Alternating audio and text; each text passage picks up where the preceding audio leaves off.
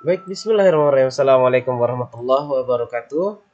Nah, teman-teman semua, kembali lagi bersama saya Samsurya the channel untuk saya Samsurya channel. Nah, biasanya saya panggil hangatnya teman-teman tuh coders ya. Biasanya manggil coders sih kalau di bagian ini, bagian pemrograman. Nah, teman-teman coder semua, nah di video kali ini saya akan coba menjelaskan kepada teman-teman tentang user input di bahasa C++. Nah, pertanyaan pertama, input itu apa? Pertanyaan pertama itu apa itu input ya? Nah, input itu teman-teman masukan. Masukan ya teman-teman, masukan. Nah, itu adalah input teman-teman. Ingat, input itu masukan. User input itu maksudnya apa teman-teman? Ini maksudnya masukan dari pengguna atau user. User ya, user.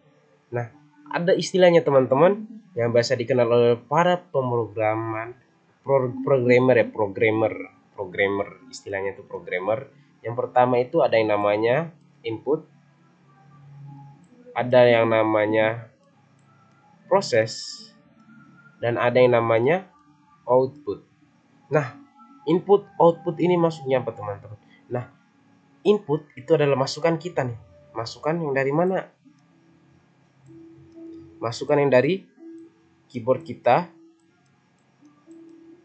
atau mouse kita atau alat-alat yang lain nih seperti joystick mungkin atau yang lain sebagainya lah, joystick. Nah, input itu teman-teman, yang input itu data yang dimasukkan teman-teman, data dimasukin ke sini, udah input. Nah, setelah itu diproses. Proses ini ada tergantung yang kita inginkan ya teman-teman. Di proses ini mau diapain sih terserah kita gitu. Nah, setelah diproses, nah nanti tuh bakalan ada outputan ya teman-teman, ada keluaran istilahnya. Keluaran itu mau kemana? Bisa di monitor seperti kayak di laptop segala macam punya kita tuh, atau di terminal. Terminal tuh bukan terminal bis, bukan ya. Nih contoh nih, kayak gini. Ini Windows terminal, ini Ubuntu, ini CMD gitu. Ini terminal namanya, terminal. Oke, udah mulai paham atau belum paham kayak gini nih teman-teman ya. Saya contoh yang bisa dipakai di Linux, di Windows ya, di Windows R kan ada run teman-teman. Nah, terus saya inputkan ke Windows. Saya inputkan kata notepad. Nah, setelah saya input, ini kan ada jedanya teman-teman. Ada jedanya barusan kan ya? Ada jedanya. Nah, jeda itu tuh proses teman-teman. Jeda itu proses. Udah diinput, diproses. Setelah diproses baru dikeluarkan. Nah, yang dikeluarkan di layarnya apa? Notepad sesuai dengan saya yang saya inputkan. Kalau teman-teman belum paham juga, boleh terpakai CMD. CMD. Ini ya, biar teman-teman paham tentang masuk dari input, proses, output apa. Data input ya teman-teman nih. Kalau gini nih dia lagi minta input nih. Input masukkan apapun dong gitu. Contoh saya masukin if ipconfig. Nah, dia bakal proses barusan kan, baru dia keluarkan apa isi dari ipconfig. Nah, kalau saya misalnya memasukkan apa ya, misalnya kata-kata yang nggak dimengerti gitu, coba, nah dia kan bakal tulis is not recognized as internal or external comment, nggak ada perintahnya gitu. Itu maksudnya teman-teman. Kita bisa ngatur inputnya kayak gimana, prosesnya kita maunya kayak gimana, nanti output yang kita inginkan tuh kayak gimana, kita yang ngatur itu teman-teman. Nah, mulai paham? Kalau belum paham juga silahkan tanya di bawah yang nggak dipahamkan itu apa.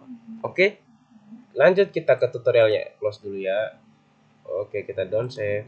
Nah, kalau di C++, C++ atau CPP itu kita udah kenal yang namanya istilah cout. Cout itu untuk mengeluarkan apapun itu, ataupun mengeluarkan di layar itu nilainya yang dikeluarin teman-teman ya.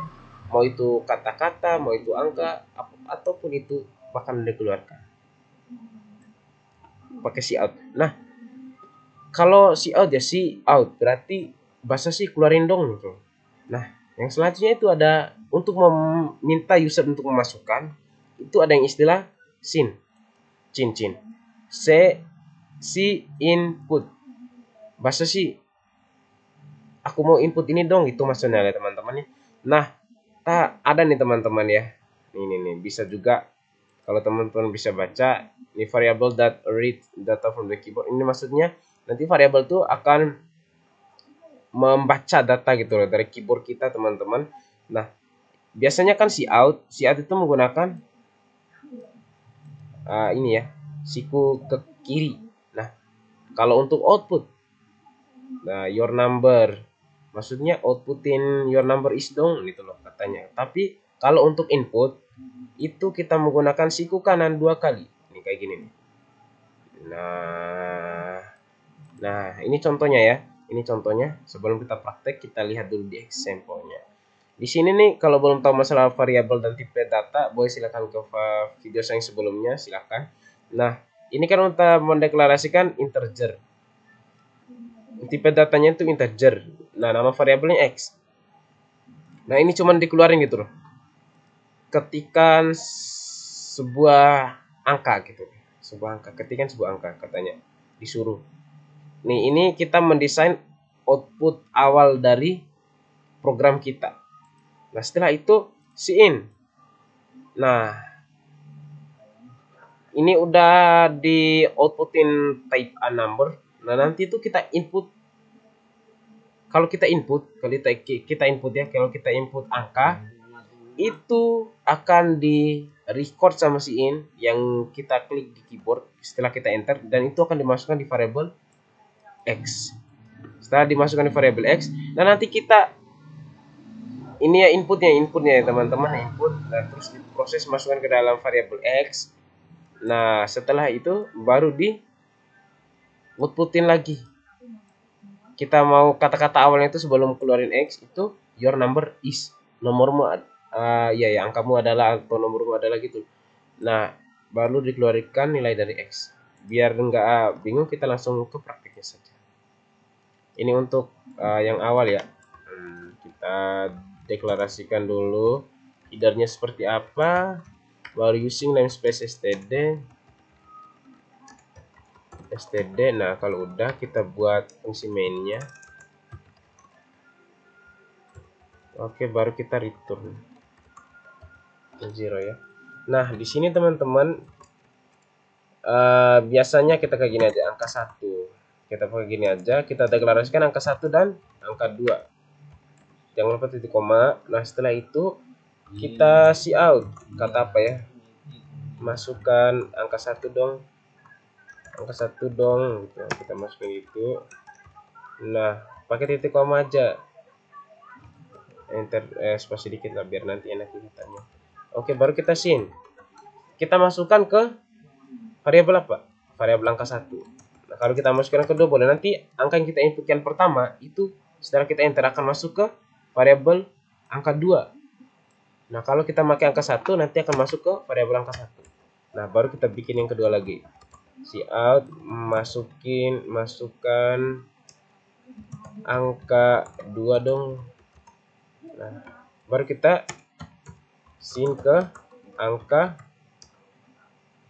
2. Nah, coba kita save dulu. Baru ini sudah saya ya, Mbak. Gampang. Kita save as saja. User input.cpp. Nah, apa save kayak gitu ya. Nah, ini teman, build and run. Ini saya makanya kode blok ya. Kalau nggak tahu cara instalnya, silahkan ke channel YouTube saya video saya sebelumnya ya. Silakan langsung klik build and run.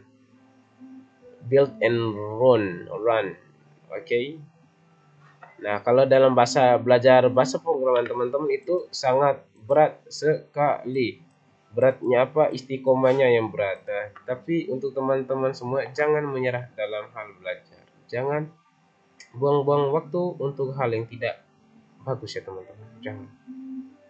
Nah, ini teman-teman, ini yang namanya terminalnya itu teman-teman, atau konsolnya. Jangan pikir yang lain, konsol. Oke, konsolnya teman-teman, ini VirtualBox nih. dia minta masukin angka 1 dong, masukkan angka 1 dong nih. Seperti yang kita tuliskan.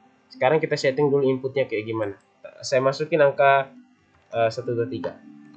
Nah, nanti dia minta masukin angka 2 dong. 1, 2, 3, 4.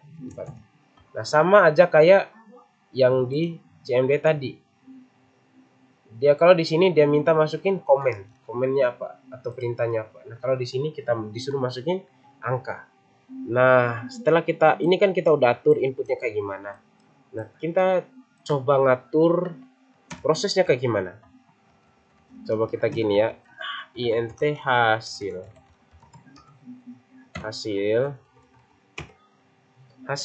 Tinggal kita tulis hasil sama dengan angka 1 ditambah angka 2. Nah, ini yang namanya proses, teman-teman. Proses kita mau ini proses nih angka 1 sama angka 2 itu di variabel hasil. Nah, tinggal kita cout.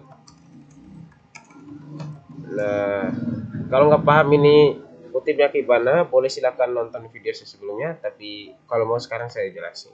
Nah, kalau dalam kutip ini teman-teman, kalau cout dalam kutip itu untuk mengeluarkan kata-kata. Kalau nggak ada kutipnya berarti itu nilai variabel yang akan dikeluarkan. Angka 2 sama dengan, baru kita keluarkan, ini harus ada siku kirinya lagi teman-teman, untuk batas ini ya teman-teman ya. Nah, baru kita panggil hasil, baru kita ndl ini end line ya, untuk menyelesaikan line langsung garis baru. Kenapa nggak di atas? Karena kita nggak perlu garis baru juga. Oke. Nah, sudah, kita tinggal Ctrl S baru nge-run. Build and run. Build itu di compile ulang baru di run. Nah, kita coba masukin angka 1, 2, 3 dan 24, 32. Nah, hasil tambah antara angka 1 dan angka 2 sama dengan 155. Nah, coba ditambah, belum kan 155.